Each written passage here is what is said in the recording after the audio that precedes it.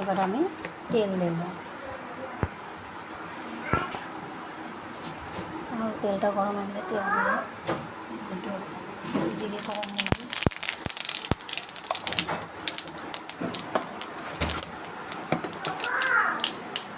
কেন বইটা দিয়েছি তো। দুটো তেজপাতা দিয়ে দিলাম। এবার আমি গোটা গরম মশলাটা দেওয়া হয়নি, মানে দেবো না, মানে আমার ওর মধ্যে দেওয়া হয়ে গেছিলো। এই যে টমেটো কুচি,